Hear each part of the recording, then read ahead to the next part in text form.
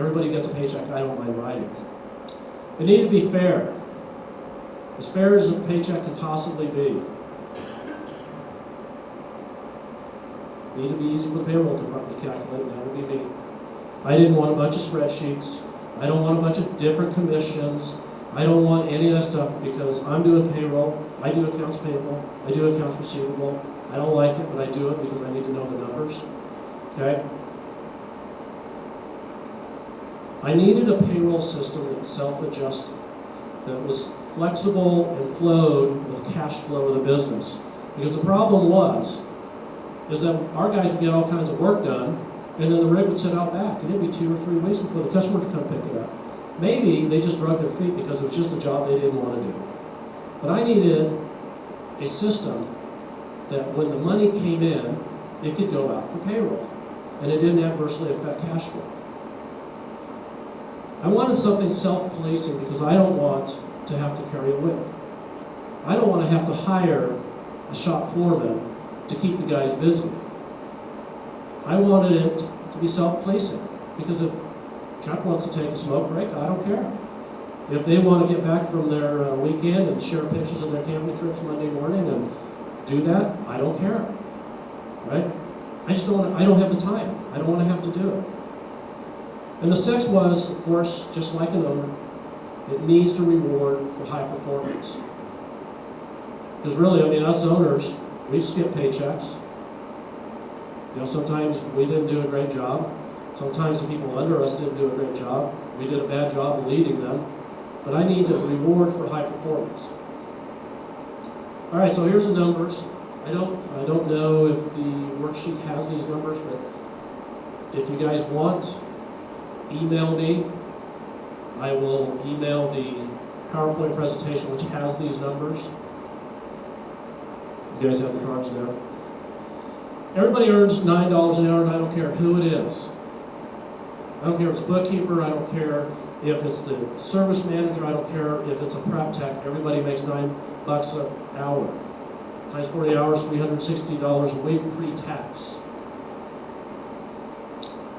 The techs get a piece of every hour they bill. It's really simple.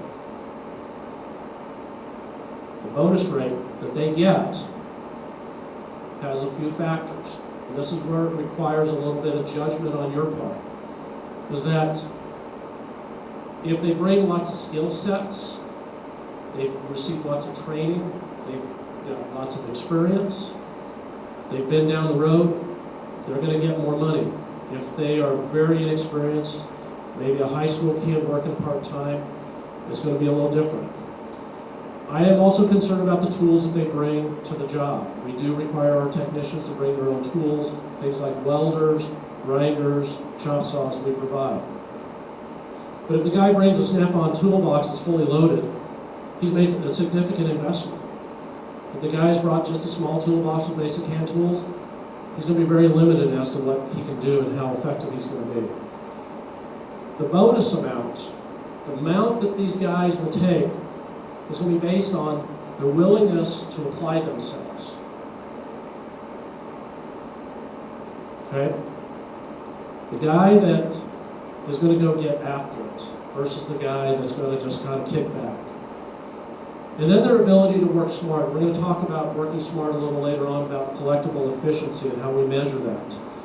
Because it's going to be very important. Because I want a guy that thinks like an owner that's going to work smart. Figure out a way to get more done with less amount of time. Because really, again, at the end of the day, all we're selling is time. All right. So the ability to work smart, we're going to talk about collectible efficiency, and we measure this on a weekly basis with our technicians. If you've got a good software system, a fair software system, you should be able to pull these numbers up. But collectible efficiency is basically the difference between how many hours a service tech has billed versus the amount of hours he's been working. Does that make sense? Are we all clear on that? If he's worked 40 hours, and you bill 40 hours, that would be 100%, right? Now, don't look at this and go home and go, oh, crap. You know, I don't know what my numbers are. It's not hard to figure out. and I can help you with this. All right, so basic math, 25% is 10 hours, 50% is 20 hours. 62% is the industry average for the light trailer utility right now. This is the average. I know this because I was the founding chairman for the Spader 20 group. We had access to this information and we knew what everybody was doing. And just so you know, when we closed our dealership, we were at 23% collectible efficiency. Okay? That hurt us. It took us out. 62% is actually not bad. Because if you think about it, your technicians are doing other things like sweeping the floor, changing oil in the forklift, building maintenance, those sort of things. That's why they get a $9 base pay. Because they're going to be doing things that they're not going to get a piece of any collectible or billable hour. All right, so it's quick numbers. I start prep techs at $7. A master tech is going to be $18. This will vary on your region. Okay, there's different regions that have different service numbers in terms of pay, but this is what we do. So, depending if they're $7 to $18, they can have a bonus amount of $210 to $810, and a total weekly paycheck. And I'm going to talk about weekly paycheck. Is that if you're not paying service personnel weekly, you should give it serious consideration. I know it drives your payroll expense up if you're going to be cutting more checks. But the reason I do it is that everybody knows if you've got a 2-week or 3-week deadline, things don't really kick into high gear until the last few days, right? So I want things to kick in on Wednesday, not the next week.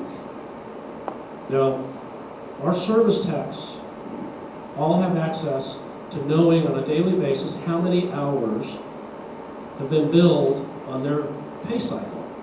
So they can control or somewhat have some control over how many hours they're going to collect at the end of the pay period. Because I'll tell you, every day before they leave, Chuck especially, will come up and look and say, 2 more days before payroll and I only have 22 hours billed. I need to get a move on. So weekly creates a greater sense of urgency for the technicians. All right, so everybody participates. So it's not just about the technicians. The service writer, the service advisor, I like to call it, is going to get $7 for each billable hour that each technician produces. So if she has 2 technicians working for her, she's effectively getting $14 per billed hour. The reason why I structured this is because if she is doing a lot of work as a service advisor, she needs to get a piece of the volume because she's busting her ass. If your service advisor has got 2 technicians and they're 60, 75% collectible efficiency, that service advisor is one busy person. If you have a shop foreman, and my rule of thumb is you should never have more than 3 technicians per service writer, especially if they're in high performance category, and I'll call high performance and 75% collectible efficiency, because those techs are producing a lot of paperwork for that service advisor. That service advisor is really busy keeping all of the other pieces of the puzzle working together. Shop foreman, if you're at 3 technicians, maybe 4, it's time for a shop foreman, and he gets a piece of each one of his subordinates' billable hours, plus whatever he bills out himself, because he may be specialized in something that nobody else does. But everybody gets a piece. All right. How many of you, as business owners, like writing Christmas bonus checks? Scrooge, did you like it? Do you like the process? Okay, so, but it could be better, maybe. So, for the high performers, I love writing Christmas bonuses. But let's say Joe, you wrote him a Christmas bonus last year for $300. He's expecting $350 because every year you've increased $50 for every person. So he's expecting $350, but man, Joe has not been on his game this year. But we don't want Joe to go away because we got We're going to work Joe through his trouble. When you're sitting there going, man, I don't want Joe through 50. Man. But then you also have John, who got 300 last year. Man, John picked up all of Joe's slack, and he deserves 600. Well, John and Joe will talk if you do it that way. So you just kind of do it the same old way. You pull out the sheet and you go, oh, that's what I'm going to write this year, and we'll look at it again a year from now. I didn't like that, because I just didn't feel like it was fair. Right? So for us, $2 of every billable hour goes into the holiday fund, the Christmas fund. $2, very simple.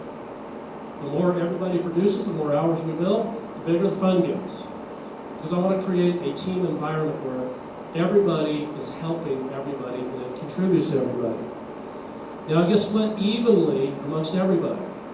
Regardless of tenure, regardless of anything else, the prep tech will get the same bonus that the shop foreman gets. Now, of course, we prorate if somebody hasn't been there an entire year. And after they've been there an entire year, they're part of the team. So we split it evenly. But I want everybody to feel the pain of an owner too. So we deduct internal losses. And an internal loss is, let's say, running the customer's trailer into a telephone pole with the forklift because you didn't have a spot. And now we've got to fix it. The business no longer takes the hit. It comes out of the team. Okay? Share an example. So I was helping my friend who runs a warehouse distribution business in Albuquerque, an RV distributor. And I was standing on the rear loading dock, and I saw a guy with a forklift unloading a semi-trailer, but within ear's reach of me are 2 other guys over here watching me. Look, he's going to drive out, he's going to drive off the curb and dump that load. And these guys are just standing there.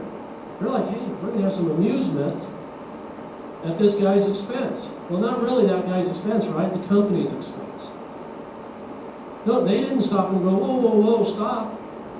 They just let it happen. So, I didn't want that to happen. I wanted a team mentality, a team culture, where everybody's looking out for each other because it's going to hurt each other equally. All right, so now, in order to make the plan work, critical, you've got to have skilled service techs. That's a no-brainer, right? Stop the pity hires. I'm guilty of it, right? My buddy, man, take my son, give him a shot. He's having a tough time. All right. He wasn't qualified. He didn't have it here. You know, he just was looking for a paycheck and a job. I don't want those guys. Been down that road before. So, look for skilled service techs. Look for a trained service advisor. This is your cash cow. Your service techs are your front line special forces. They're the ones that go and do all the nasty things. But the service advisor makes it more pleasant for them. And they're the ones that are going to collect all those billable hours and then some. And then you've got to have a goal, because nobody likes playing a game without a goal. And without accurate tracking systems, the goal means nothing, right? So, skilled service techs. I like to hire people out of the HVAC industry. I like to get ex-former military. I like to get auto mechanics.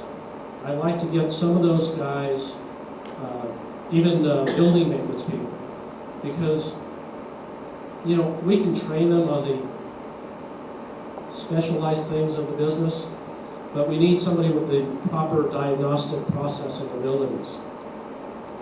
In my opinion, 2 types of service techs exist, and only 2. Fabricators, mechanics. Okay? The mechanics are good processors. They're linear thinkers. They will go through a diagnostics procedure, A, B, C, D, and E, and arrive at the problem. They don't like to be shuffled around them. Okay, so find yourself a good mechanic to fix the electrical problems, to not get frustrated and go through the processes. then make the corrective action, and then test their correction. The other guy is a fabricator.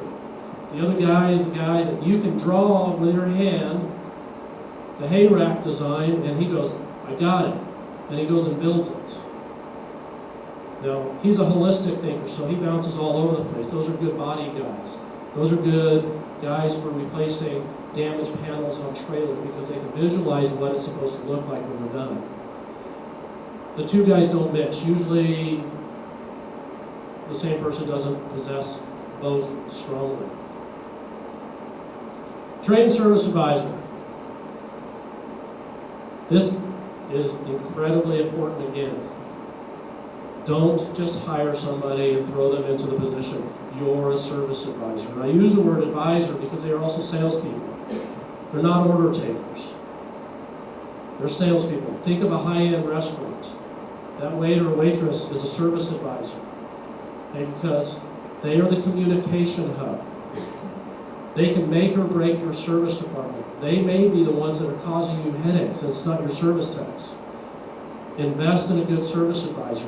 Send them to training. Have someone come and train them. There are so many things that this service advisor does, and I wrote them down so I wouldn't forget them all.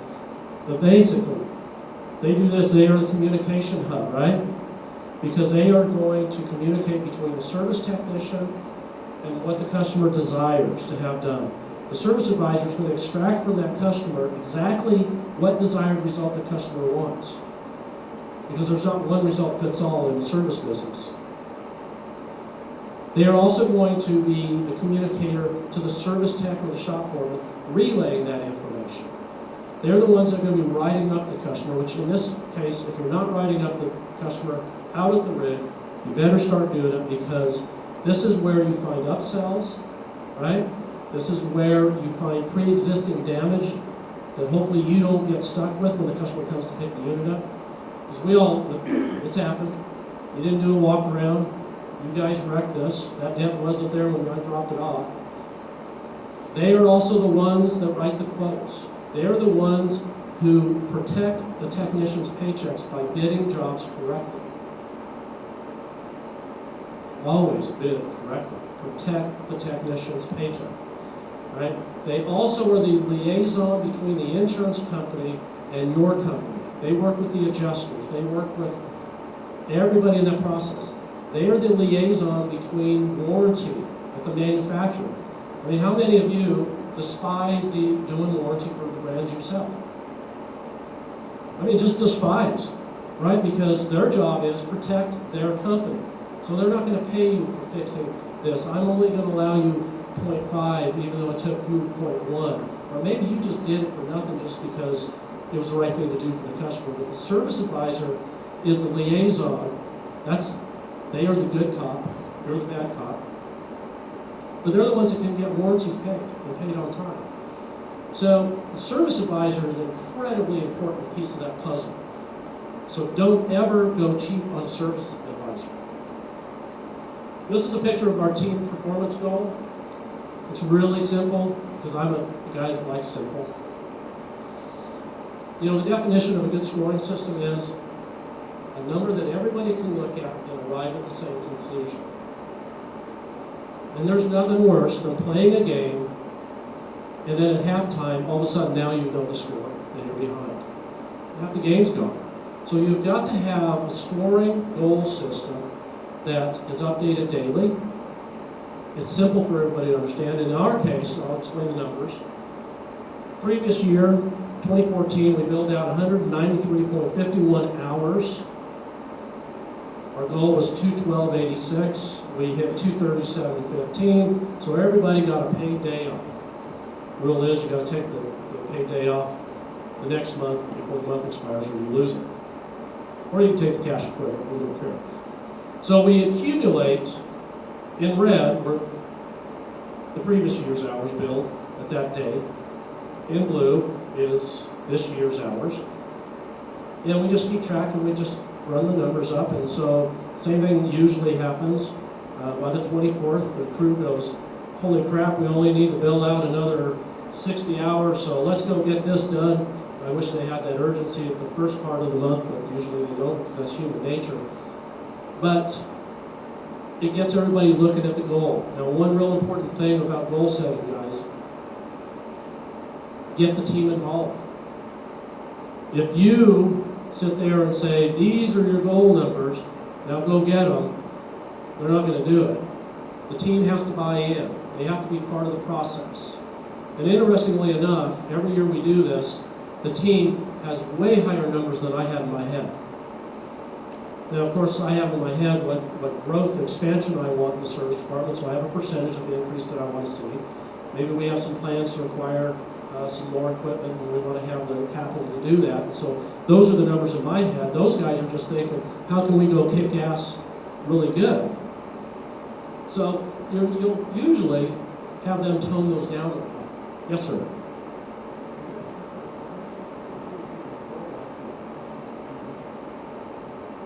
Yes, we do have a formula.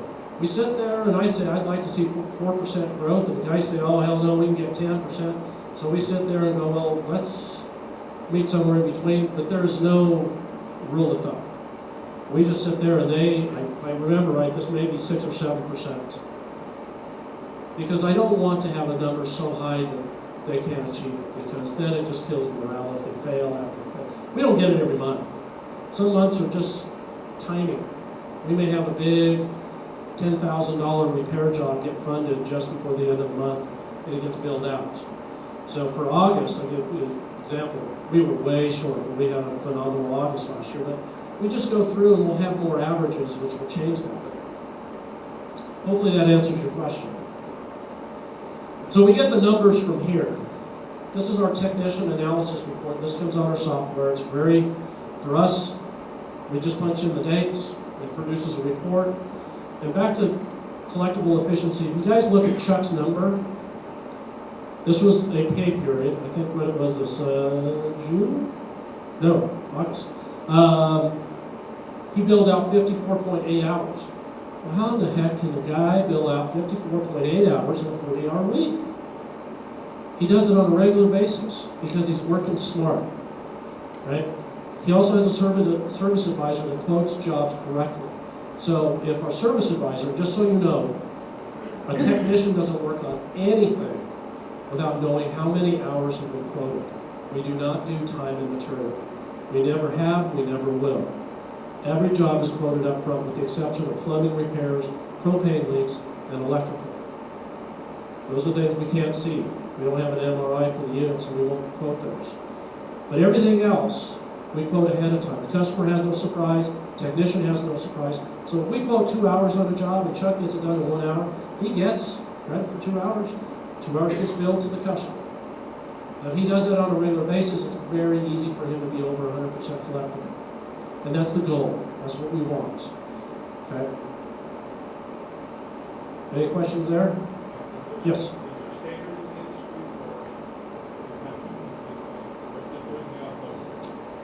When I was part of the Spader group, we were working on a flat rate list. I think the Spader's intention was to have the group put it together and Spader sell it.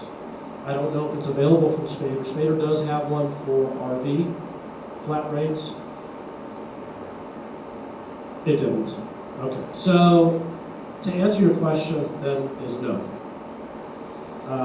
I don't really care what the flat rate is. And again, this may sound arrogant, and I hope it doesn't, but we charge what we need to charge to take care of the technicians. I will tell you that we charge more for a bigger axle compared to a smaller axle. We do have some dynamic pricing, but my job is protect my people's paychecks.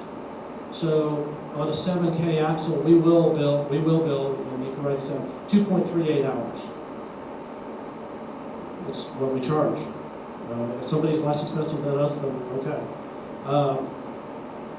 But this report is the report that I told you that these guys look at every single day. They know, I mean, Chuck is paid $14 per billed hour. He takes his 14 times 54.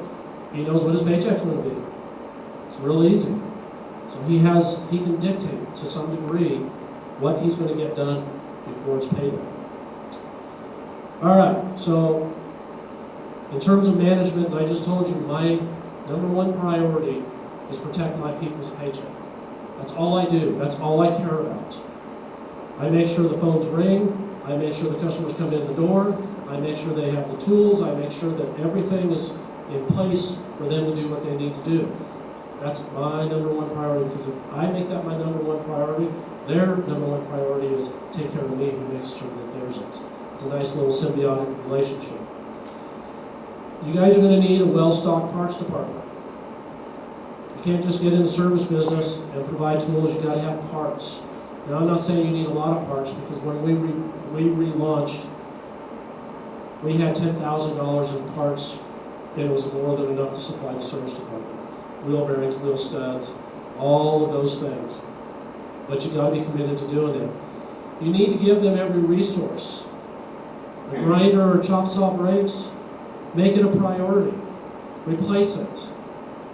Let them know that your number one priority is to protect them. Get them the tools they need to do the work. Don't drag your feet and go, oh, well, I don't want to chop saw or whatever. Buy it. Give them all the tools and resources they need to be as efficient and effective as they possibly can. Let them know you're committed. And then once you do it, get the hell out of their way. Leave them alone. I mean, technicians, they do what they do because they love it. Right? But if you're sitting there micromanaging, and if you're one of the people that drives up to the bay and pulls John off of the job to change the oil in your truck, stop it. Because right now what you're doing is telling Joe that, well, you're not important, your billable hours are not important, but my oil change is. Go to Jiffy Lube. Leave your techs alone.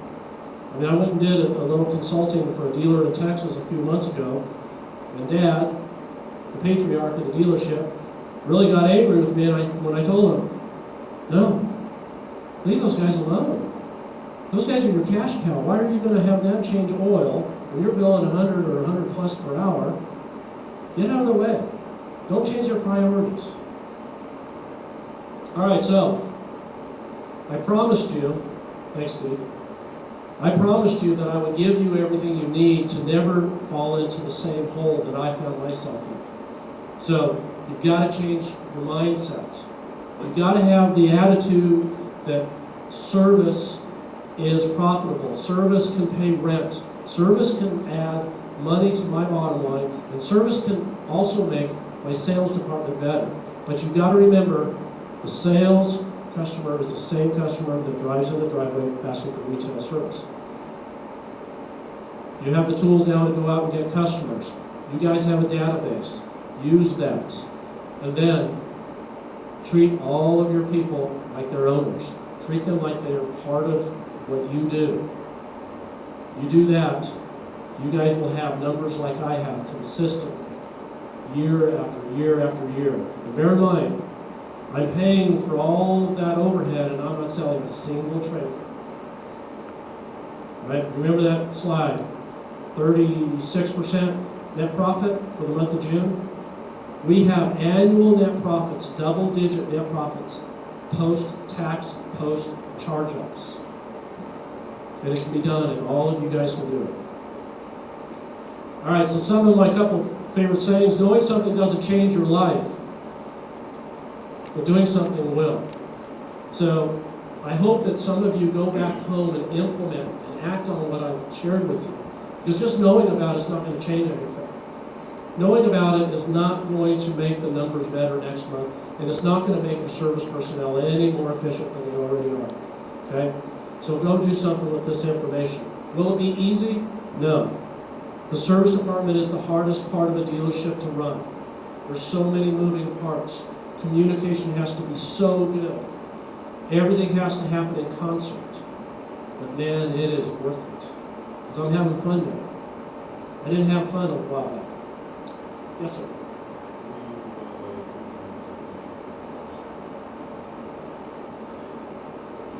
Okay, so I'm a little odd, if you didn't know that already.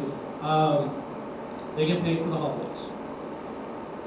They now do not look forward to holidays because they know they're not billing any hours on those days that they have off. So they're kind of like the owners going, yeah, we're not going to sell any trailers on Labor Day or 4th of July. I also will pay them overtime, even though they didn't work a full 40-hour week. Does that make sense?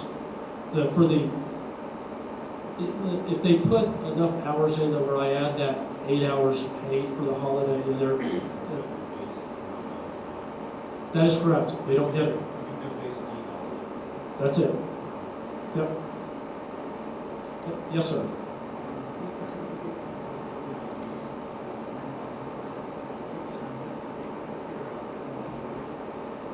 Our rate is $119 an hour. Yes, sir. We are using Rainmaker. When I shopped Rainmaker, one of the things that we did not have when we were in business before is our software system was Peachtree, which my accountant loved Peachtree because it's an accountant-based software, but it was not good for what I wanted it to do. So relaunching with this pay plan, I knew that I had to have a software system that produced reports in terms of parts analysis and labor technician analysis. And it had to be simple and fast. I think we're about out of time. Any other questions? Yes, sir, in the back.